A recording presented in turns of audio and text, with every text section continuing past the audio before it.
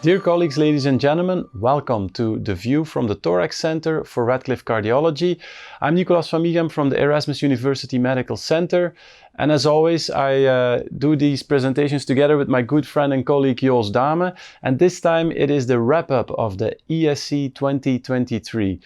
The late-breaking trials were quite explosive at times. I enjoyed the content. Joost, there was a lot of fuss about invasive imaging. Absolutely. So this was a great meeting in Amsterdam this year. A lot of big trials to be presented. I really enjoyed it. So 4 packed days in a meeting with up to 30,000 attendees. So absolutely a must-go congress, I have to say. On imaging, indeed, a lot of interesting trials. So first, the GUIDE-DES trial was a randomized controlled trial from Korea comparing QCA versus IVUS guidance for DES implantation. 1,500 patients with either stable angina or ACS were randomized to either QCA or IVUS guided revascularization. I will be brief. The investigators anticipated on non-inferiority with expected event rates of 8%. But at the end, the trial appeared to be indeed non-inferior, but with very low event rates. 3.8% target lesion failure in both arms.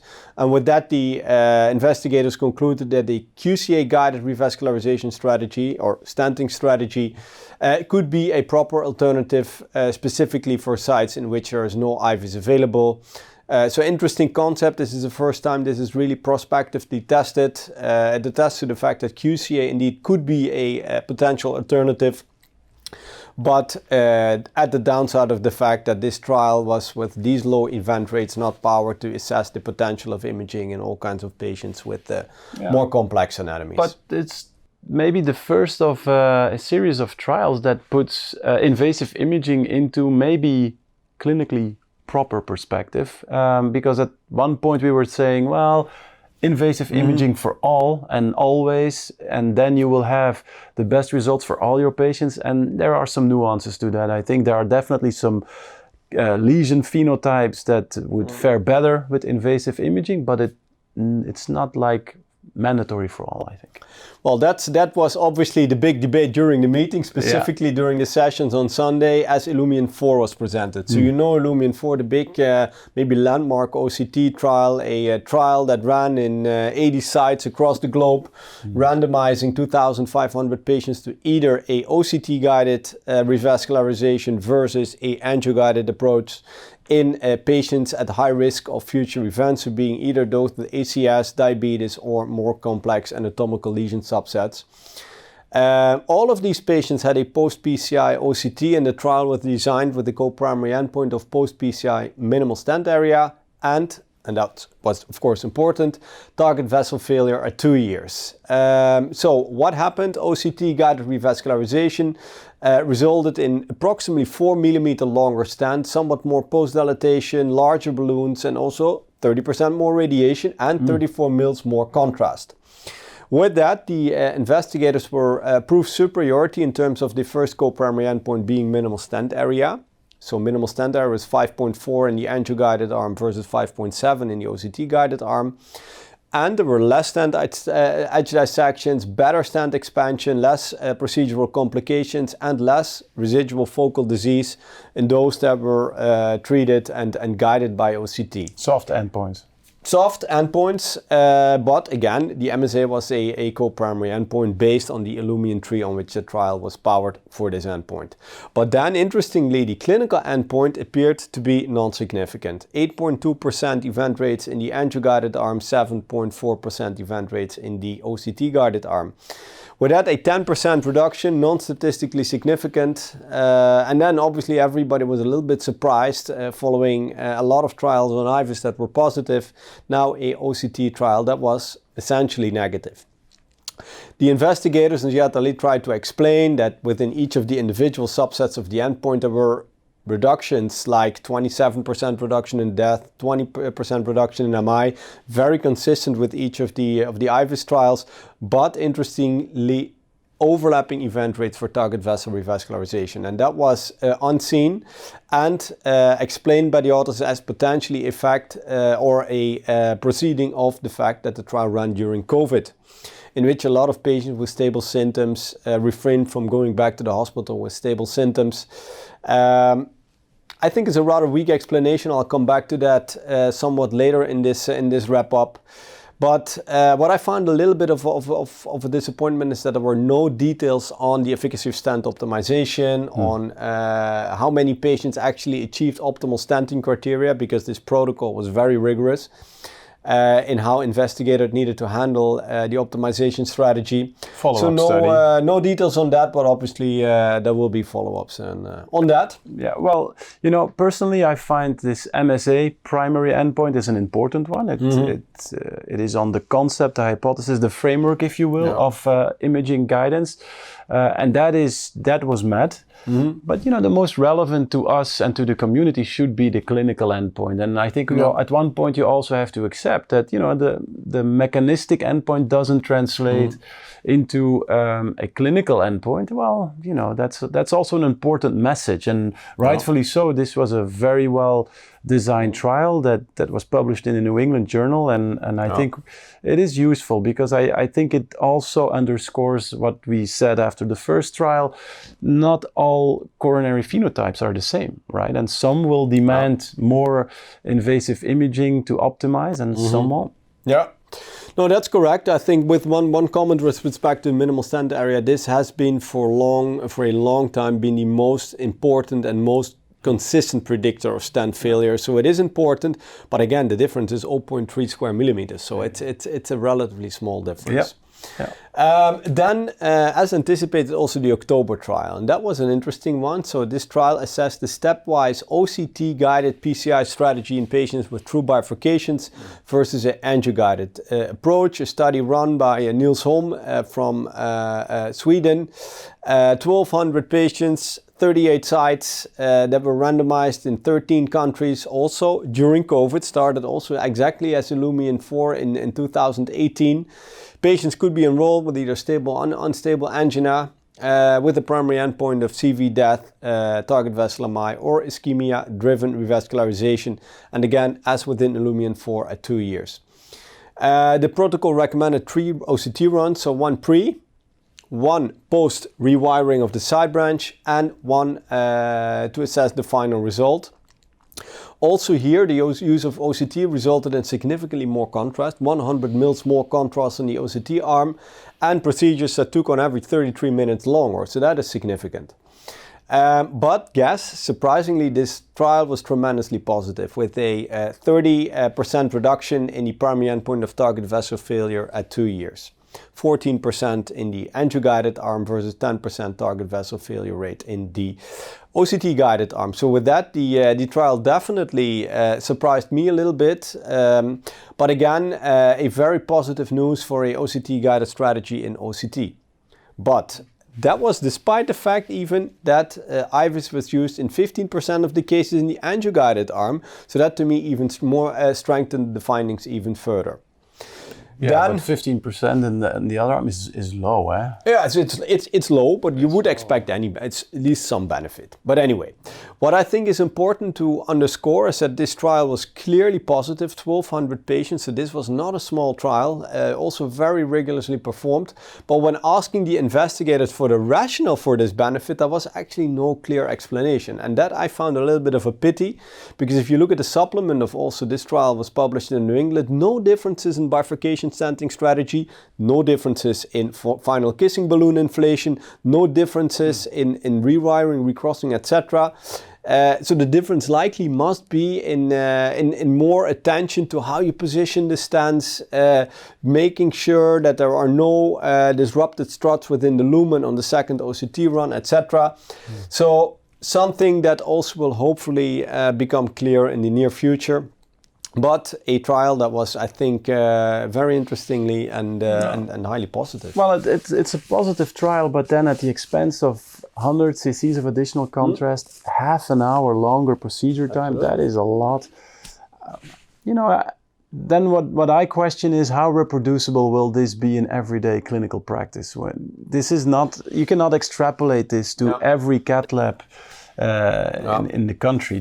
I can imagine that this would be applicable for expert sites, but for the uptake in everyday clinical practice, I don't know.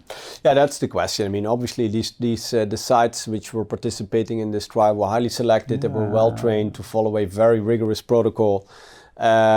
But yeah, we have to see what the clinical consequences are. But you agree, yeah? So a normal PCI procedure, let's say a bifurcation PCI, maybe it's 90 minutes, it's 2 hours max, and then all of a sudden it's like 33 minutes long. Yes, no, that's correct. That's correct. Oh my goodness. And I think that's, but it's also a learning process. I think you need to learn when to use the imaging, how to use the imaging, and the only thing the investigators could rightfully conclude that if you follow these protocols, you get these outcomes.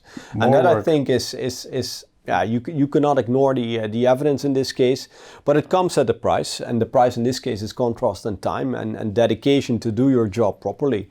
And I think that per se is not necessarily wrong. No, for sure not. But I also feel this is one trial. This begs for another trial to confirm these results. Specifically if you compare IVUS to OCT, and that's where the OCTIVUS was about. So OCTIVUS was another big trial presented. Looking at potential differences between very similar but also very different techniques, OCT and IVUS, in terms of intravascular imaging. Again, a Korean trial, 2,000 patients with either stable or unstable angina were randomized to OCT or angio-guided stenting.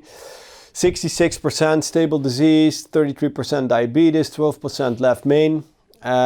But what I found interesting, no differences in final stenting results. So an identical number of stents, identical stent lengths, identical use of post-dilatation. As expected, again, somewhat more contrast in the OCT arm, and procedure times were more or less identical between both cohorts. But then core lab imaging found minimal stent area 5.6 in the OCT arm, identical to ILUMIEN, but 6.7 in the IVUS guided arm. And that's interesting that you get a little bit larger minimal stent areas in patients that were randomized to IVUS. Obviously distinct technologies, but maybe something that in the future will explain some of the differences between the two technologies. How was this measured, this MSA? MSA was measured in the core lab of the Asan Medical Center. Yeah, but either with OCT or with IVUS, not one uniform way of measuring.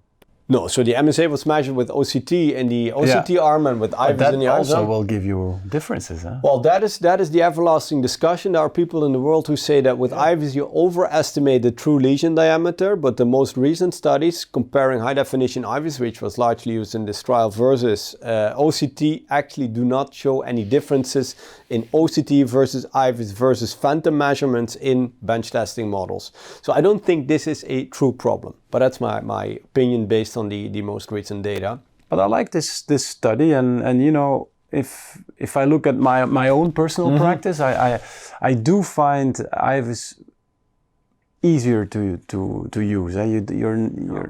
You're not dependent of additional contrast. You have a lower threshold to do additional IVUS runs. That is a big advantage. Yeah. But going back to this trial, so again, a study powered for 8% event rates. Again, Korean trial in which the operators apparently do a very good job. Event rates here 3.1% versus 2.5% at 1 year, which was far below what the investigators anticipated. But in this case, resulted in a finding that was showing non-inferiority as anticipated.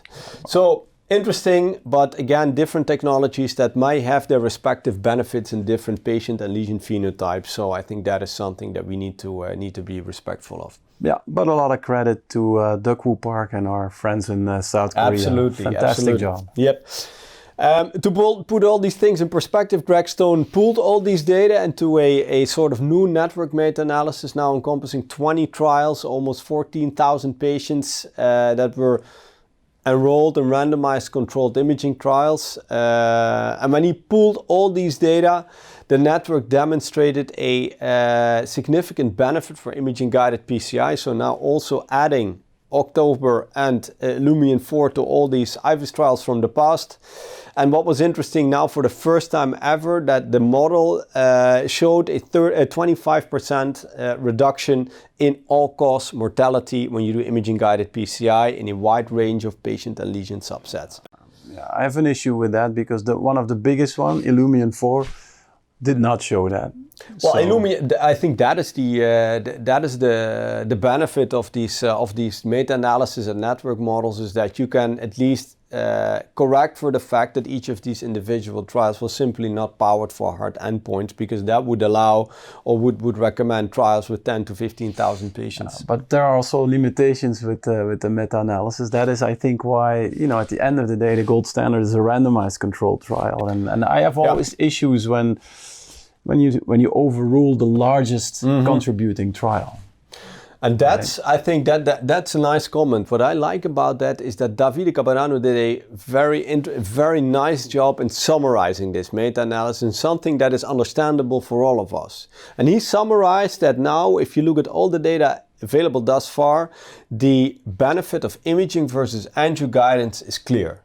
31% benefit based on the primary endpoint based on direct evidence. So that's pooled patient level data from each of these individual trials. That, I think, is the strongest body of evidence we have. The same counts for IVUS. IVUS versus angio, 37% reduction in target vessel failure. For OCT, however, no statistically significant benefit from the direct evidence, only for the indirect evidence. And no differences between IVUS and OCT, also because obviously not that many trials compared the two. So with that, he concluded that based on what we know now, there should be a class 1A recommendation to use imaging, at least IVUS in guiding PCI, but less persuasive evidence for OCT. Which likely recommends or mandates more trials for OCT on showing those superiority findings. That's a fair conclusion. Yeah, and I agree. And again, I think IVUS it's more user friendly. Let's put it that way. Yeah. So with that, we conclude the imaging. Yes. So let's switch gears and go to the heart failure trials. We previewed the HEART-FID, a randomized controlled trial that looked into the value of intravenous iron therapy in heart failure patients with iron deficiency but no anemia.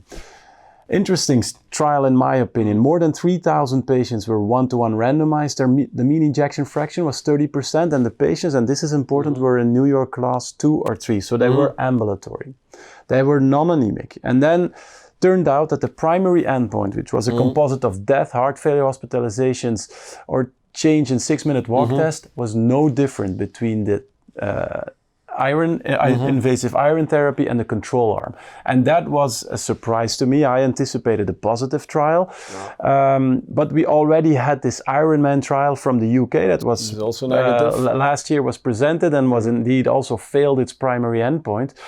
And we had the other trial, the AFFIRM-HF trial, which was also a large randomized control trial that was positive in terms of fewer heart failure hospitalizations, but those patients were fundamentally different because those patients were hospitalized at the moment of study inclusion and enrollment. So they were sicker, and they also had more iron deficiency, a more advanced disease, if you will. And I think that probably explains, and also is my conclusion. So even in the typical HFrEF patient who is ambulatory, there is no real incentive to put these patients systematically on IV iron therapy. But if the patient is hospitalized with advanced heart failure, then probably IV iron makes sense. Here again, a trial that showed a trend. Do you think the meta-analysis here that may be forthcoming will strengthen the evidence? But I think that there is a lot of heterogeneity in these studies. You have, I think that is a fundamental difference. Patients in New York Heart 3 to 4 versus patients in New York Heart class 2 to 3 and ambulatory. And that really drives everything. Okay. Yeah. Shock. Yes, and that was to me the most important trial of the meeting. I was highly looking forward to Holger Thiele's presentation of the ECLS-Shock trial. 420 patients with cardiogenic shock in the context of ACS were one-to-one randomized to either revascularization and predominantly PCI in combination with ECLS versus revascularization as a standalone therapy. The primary endpoint is a heart clinical endpoint, 30-day all-cause mortality. And there was an important exclusion criteria, as you know. So patients who were resuscitated for more than 45 minutes were not eligible for the study. But 420 patients were randomized, but 77% of those patients had an out-of-hospital cardiac arrest and had a mean return of spontaneous circulation after 20 minutes. And I think that drives the study outcome. Interestingly, there was no difference in all-cause death between the two treatment arms. That is the main message. And the mortality was still high, almost 50% in both treatment arms. And an important insight from the study was the adjudication of the mortality, of the death.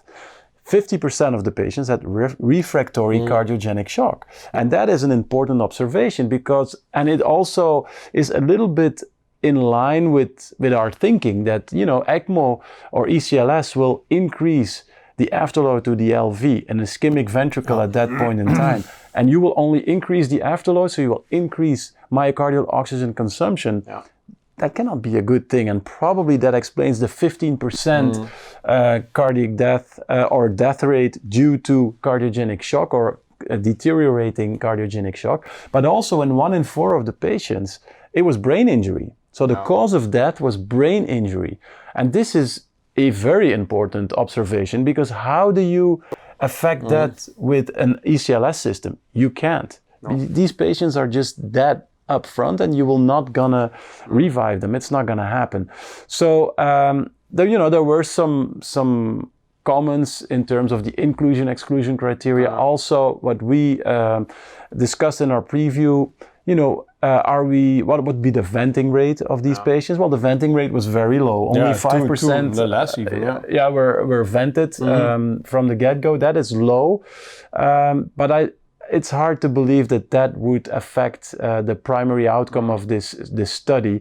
And there is another trial that we'll discuss in a second that also adds credence to that statement. But I think also, don't forget, the ECLS came with a penalty. There was a signal to harm. 1 in 4 of the patients had major bleedings, and also patients required 2 days longer of invasive ventilation. So I think my conclusion, main takeaway, there is no basis for aggressive ECLS adoption in the context of cardiogenic shock, specifically in patients who suffer an out-of-hospital cardiac arrest. So that doesn't mean that we cannot use ECMO. From time to time, you have these patients that really need escalating mechanical circulatory support. You start with an Impella or a balloon pump and you need to escalate. Fair enough, but that's a shock team discussion. And I think rushing an ECLS into a patient, I don't see the rationale here. And we have to be very cautious not to over-interpret the trial data because there are also some limitations to this study. But then again, you can also not ignore this. And we have seen a real explosion of ECMO and ECLS in our everyday practice. I think we now have a randomized study that may help us to get a more rational approach. It's an important message, and Holger even presented a meta-analysis in which we pulled all of the data. I think 5 or 6 trials up to now, really consistently showing no benefit, rather harm than benefit. The downside is, I mean, this is a difficult population to study, right? We're studying different concepts, patients that are resuscitated versus those who aren't, patients that got an ECMO early in the stage, or in the trial, 50% that got the ECMO only after the PCI. So there are a lot of things that may impact the outcome of these patients, but in general, I think the conclusions are very clear. Yeah, and then congratulations to Holger Thiele for a simultaneous publication in the New England and in the Lancet. That is, you don't see that too often. All right, the next study was the early unload, and this is the other trial that I was referring to. And when we were talking during the preview, we were a little bit sidetracked by our intel because we thought it was the unload ECMO from Germany. Well, that was a mistake. It was the early unload trial from Korea that was presented at ESC. And this is an interesting study, 116 patients with cardiogenic shock. 43% of the patients had an out-of-hospital cardiac arrest. And those patients were randomized 1-to-1 to either ECLS with unloading of the ventricle using a transeptal cannula versus ECLS without this systematic unloading. Patients were very sick, ejection fractions below 20%, shock stage D and E, so very advanced shock. But it turned out that ECMO and systematic transeptal cannulation made no difference.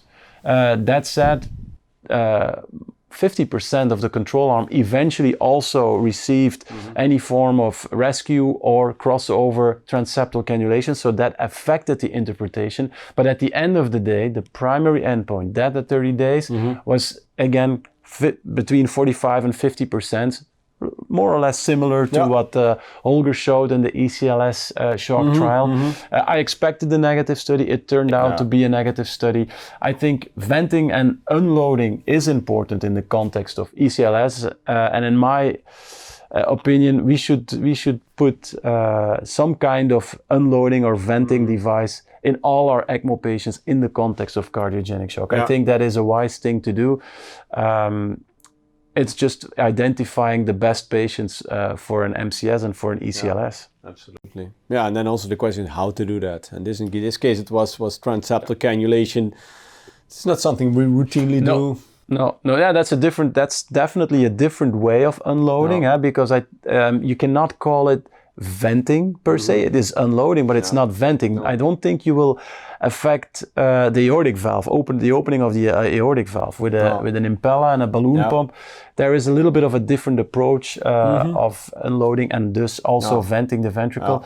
But whether it would result in dramatic improvements in the outcome of these patients in cardiogenic shock, that is doubtable. All right. Platelets. Yes, STOP-DAP3. I think that was an interesting study from Japan where they looked at a further refinement or simplification, if you will, of the antithrombotic regimen in patients after a PCI, either in the context of ACS or in patients with a high bleeding risk. And patients were randomized to either single antiplatelet therapy from the get-go versus dual antiplatelet therapy. And the primary endpoint was at 1 month. Primary endpoint was a safety outcome, major bleeding at 1 month, and then there was also a cardiovascular outcome at 1 month, a composite of cardiovascular death, MI, stroke, and definite stent thrombosis. It was a little bit strange to see that the dosing of the prasugrel was different from what we are used to. Yeah, that's Japan. So we are used to the dose of 10 milligrams with a dose reduction to 5 milligrams for prasugrel. Well, here the dose was 3.75 milligrams and a loading dose of 20 milligrams instead of 60 milligrams. I'm not used to that. But with that limitation in mind, there was no difference in the primary safety endpoint, which was unanticipated because I thought this single antiplatelet strategy would reduce major bleedings. Did not happen. And there was also no difference in the primary cardiovascular outcome. But there was a clear signal that DAPT does make sense. So aspirin and another antiplatelet drug makes sense for the first month. Why? Because when you drop aspirin from the get-go, at least in this trial, there were more coronary revascularizations, probably because vulnerable plaques that were not, that became more susceptible for events because there was no DAPT in the single antiplatelet arm. And the difference was small, but it was there. It was 1.15% versus 0.5% in favor of DAPT. And also the composite of definite or probable stent thrombosis was somewhat higher in the patients who only received prasugrel. So the conclusion, and this was predominantly driven by the ACS cohort in this trial. So the conclusion of the investigators, and I follow the conclusion, is that for the time being, DAPT for at least 1 month is the standard in these patients. And at this point in time, there is no science to support stopping aspirin or not providing aspirin in the early stages after a PCI. Yeah, I have to say I found this a little bit of a difficult study. I think it's a large sample size, but also, obviously assessing something that has a very low incidence at a time point that we've rarely seen in trials like this, 1 month. To me, there is statistically no difference. So I'm not sure the question has been definitively answered by this trial, but and it's a Japanese study, so Japanese definitely people findings. are different And we from know the Western, that both for ticagrelor and prasugrel, the event rates, they have more strokes, less MIs, the higher bleeding risk. So but interesting, provocative. Ethnicity plays a role. Big trial, but yeah, to me, I don't know what to do with this, honestly. But again, we should not extrapolate it to the Western society, because ethnicity is a factor here. Yeah. But I think this is the first time that I see a large trial, because 6,000 patients, this is a huge trial, was not able, or basically refuted the more simplified dual or antithrombotic regimen. So I think it's important. Yeah. Okay, the ARREST trial. That brings us back to the patients who suffered an out-of-hospital cardiac arrest. This is a study that zoomed in on 862 patients, and the trialists should be applauded here, because they managed to find 862 patients with out-of-hospital cardiac arrest in the London area from January 2018 till December 2022. And the primary endpoint was death at 30 days. And there were two strategies. Either the patient was transferred to a cardiac arrest expert center, or the patient was sent to the closest hospital where the patient was found, basically. Yeah. Well, it turned out that there was no difference in the primary endpoint, and there was also no difference in the secondary endpoint of neurological status at 3 months. And I think this is very important. The conclusion of Tiffany Patterson was, well, there is no reason to have a delay and send patients to these cardiac arrest expert sites. And it makes more sense to reallocate our resources for STEMI and acute dissection care rather than building these expert cardiac arrest centers. And I think this is an important statement, but it's also now backed up by a trial that, I think was quite unique in its kind. And I think it is also, it makes you think about how we approach patients with out-of-hospital cardiac arrest. Well, should you put these patients on these advanced therapies like ECLS? Probably not. Should you send them to the institutions, to the large institutions that provide all these additional bells and whistles? Well, probably not. Yeah. Now, what I think is interesting also in comparing all these trials is if you look at the estimated and then eventually found event rates. In this trial, 63% death at 30 days. In ECLS-Shock, it was 49%. In Switzerland, I know it's 45%. Here we are around 42%. So this at least suggests me that there is room for improvement, but it's clear from these trials that that's typically a team approach. It is about time. It's about the use of different tools and technology. I don't know, but there's room for improvement. Yeah, but for the time being, the patient should be sent to the closest hospital possible. That's correct. No reason to delay. Yeah. Okay. Multistars. Yes, the Multistars AMI was another trial that we thought was of interest because it was basically following up on BioVasc. Multistars AMI was presented by Barbara Steli from Zurich. 840 STEMI patients with multivessel disease were randomized to basically ad hoc complete revascularization or staged complete revascularization. And remember, in BioVasc, we had the same treatment algorithm, but not only in STEMI patients, but also in non-STEMI patients. Now, the primary endpoint was a composite of death, MI, unplanned revascularization, hospitalization for heart failure and stroke at 1 year. And as expected, no difference in that primary composite endpoint. But similar to BioVasc, there were fewer myocardial infarctions and also fewer unplanned revascularizations in the patients that were randomized to the ad hoc complete revascularization. So we had a difference in unplanned revascularizations of 4% versus 9% in the staged group, and fewer MIs, 2% versus 5%. And these numbers are quite similar to what we found in BioVasc. So there the difference in unplanned revascularization was 4% versus 7%, and the difference in MI was 2 versus 4.5, all in favor of ad hoc complete revascularization. So we have now the new ESC guidelines on how to approach patients with ACS. There is a class 1 indication for complete revascularization.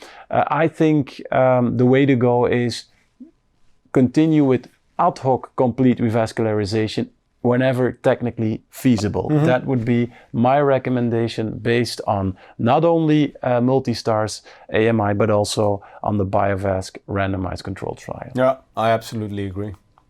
Yeah. Good.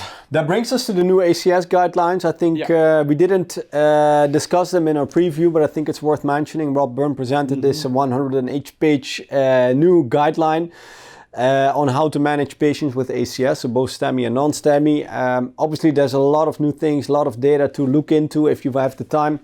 But we wanted to highlight just a couple of things. One, what I found interesting is now for STEMI, a class 3 recommendation for the use of physiology in for the assessment of non-culprit lesions in patients presenting with STEMI during the index PCI. So that is new, class 3. So you should not do physiology for intermediate lesions in non-culprit vessels of STEMI patients, and in non-STEMIs, a level of a class 2B recommendation for physiology in non-culprit lesions.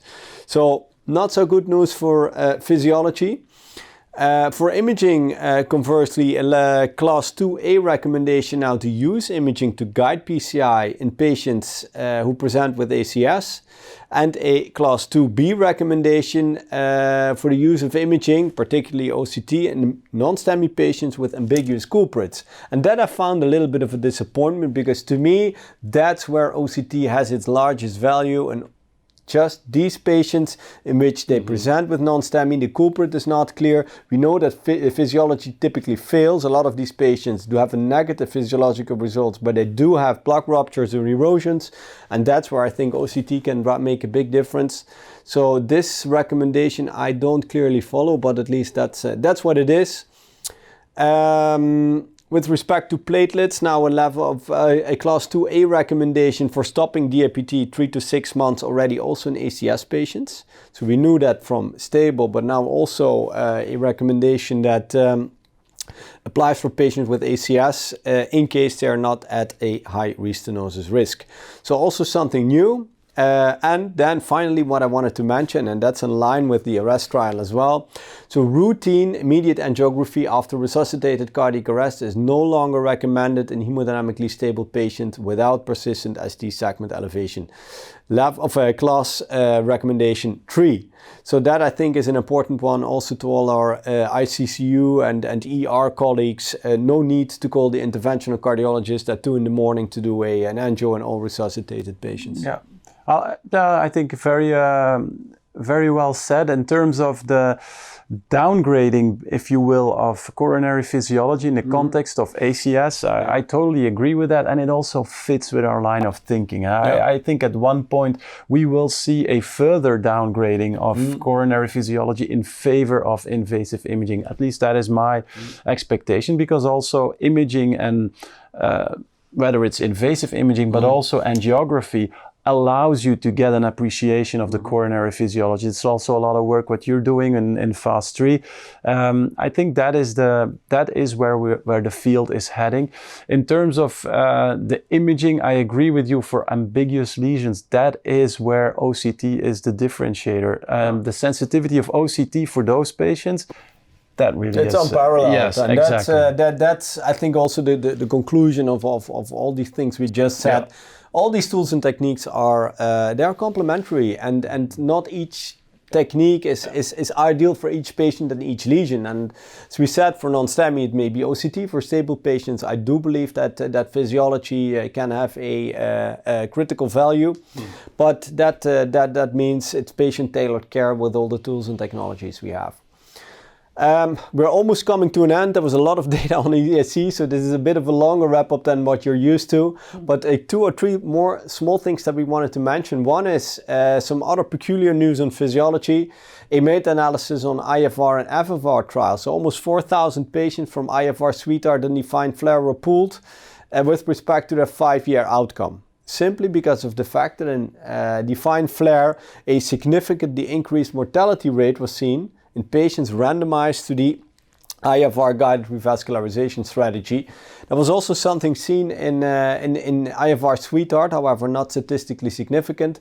But now when pooling these findings, the investigators here found a 2% absolute difference between IFR and FFR with respect to mortality at 5 years. And that translated to a 34% increased risk of dying when you're treated according to IFR as compared to FFR. Intriguing finding for which at least to me, the investigators were not able to give a plausible conclusion. All kinds of arguments were introduced that, for instance, there was a little bit more revasc in the FFR arm, perhaps somewhat more cabbage, that it tested to more complex patients.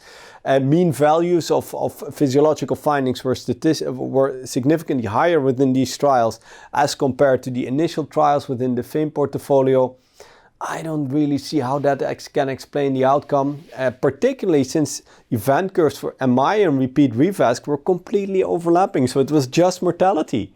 So why do these patients die more often when guided by IFR? I don't know. I think this is food for thought, and definitely something that we will need to study in greater detail in the future. And how do you extrapolate this to the other non-hyperemic indices? Is it the same as IFR?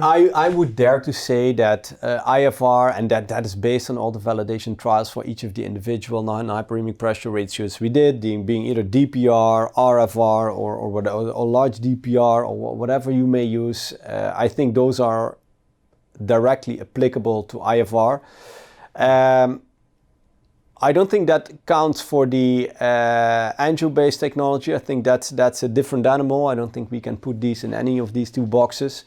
But for all the rest of the resting indices, I think they can be considered to be the same as IFR. Okay. Yeah, and then coronary physiology in elderly. Does that make sense? Yeah, so there are a lot of questions in this trial. So FIRE. FIRE was the trial that Simone Biscaglia and Gianluca Campo presented, also immediately published in New England, a trial that ran in 34 sites, 3 countries, randomizing patients above 75 that presented with an ACS to either a physiological guided complete revasc versus culprit only. 1,445 patients were randomized.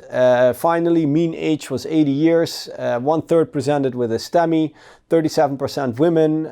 Non-culprits were 70% in diameter stenosis, so really significant non-culprits. Also, half of them approximately was physiologically positive. But then physiology assessment of the non-culprit could be done either with IFR, RFR, DPR, so whatever kind of non-hyperemic pressure ratio, angio-based physiology, or FFR. And the trial had the primary endpoint of patient composite at 1 year. So the trial followed a little bit the questions with respect to the sense of complete revasc in elderly, because there's a lack of particular trials in patients above 75. And again, then tested the concept of physiology-guided revasc. So to me, a lot of concepts within one trial. So first, the concept of complete revasc in the elderly. I think that's something that I would dare to say know already, at least partly based on BioVasc, based on complete, based on PRAMI, all these trials that showed no heterogeneity in the elderly and younger patients. We have now a guideline saying that there is a class 3 recommendation to use physiology in the non-culprits of ACS, and then a trial that again looks at physiology to guide revascularization in ACS. So that to me is a little bit, in Dutch we would say achterhaald. How would you say in English? A little bit too late. Maybe a bit too late, simply given the fact that you use 3 different types of physiological modalities to do something that we know doesn't make a lot of sense. I mean, if you have a non-culprit and the physiology is negative, we know that 30% still has a plaque rupture, erosion, or significantly smaller MLA. So I don't think the future here is in physiology, but I do think is an important finding of the trial that we also in the elderly patient should pursue complete revascularization. And that is something I think that the authors and investigators should be accredited for. This is important and something that is clear, because this trial demonstrated a 27% reduction in the primary endpoint in favor of a complete physiology-guided revascularization, particularly due to significant decreases in death and MI. I think that is something truly important. important. But totally as expected. So I think the novelty in this study is a little bit marginal, in my opinion. Final trial, NOTION. Yeah, so we have to say something about structural heart interventions, and the NOTION trial is a 10-year follow-up of the patients of low-risk patients who were randomized to either TAVI with core valve or surgical aortic valve replacement. Mean age of the patients was 79 years when they entered the study. STS score was 3.0, so we would call it more an intermediate risk patient population. We already knew the 8-year data, no difference in outcome, and that was basically also repeated at 10 years. So there's no difference in outcome between the two treatment strategies. And if you look at mortality, it is, as expected, kind of high in patients who were 79 years at study entry, so that would make them 89 now. 65% of the patients were deceased at 10 years. But I think the more interesting part was what happened with the valves themselves. So in terms of structural valve degeneration, the incidence of severe structural valve degeneration was higher after surgery than after TAVI. So it was 11% versus 3%. But there was no difference in bioprosthetic valve failure, including re-interventions. That was relatively low. So at 10 years, only 4 and 2% of the patients required a re-intervention after the TAVI or surgery. So I think all in all, reassuring data that also basically support randomized controlled studies and also our practice in expanding indications like low risk, but also, you know, the evaluation in patients with maybe asymptomatic severe aortic stenosis and moderate aortic stenosis. I think it makes sense because we have a therapy that is definitely not as invasive than surgery, and out to 10 years seems to be at least as good as. Yeah. I think I agree. It's really important, structural valve deterioration in favor of TAVI, so it's simply better. And the fact that in this trial, this did not translate into a clinically relevant difference in terms of new interventions. I think that attests to the fact that these patients were 89 at the end of the 10-year follow-up. So I think that explains the fact that there is no difference. If you would go to younger populations, I think this may become apparent, and then this difference may become more relevant. Well, you know, the 10-year data from the Evolute low risk and the Partner 3 and also intermediate and Partner 2, those will be important. So at the upcoming TCT meeting, there will be 4-year follow-up data of the Evolute low risk and 5-year follow-up data of Partner 3. That will definitely also give us some new insights. With that, I think we come to an end of this wrap-up of ESC 2023. It's clear that we were super excited about all the trials that were presented. There was also a large number of publications in the New England Journal and in the Lancet. So I think it also attests to the quality of this year's event. I enjoyed it. I hope you also enjoyed our presentation, and we look forward to having you for our next preview, and that will be for the TCT meeting. All right. Excellent. Thank you for watching. Bye-bye.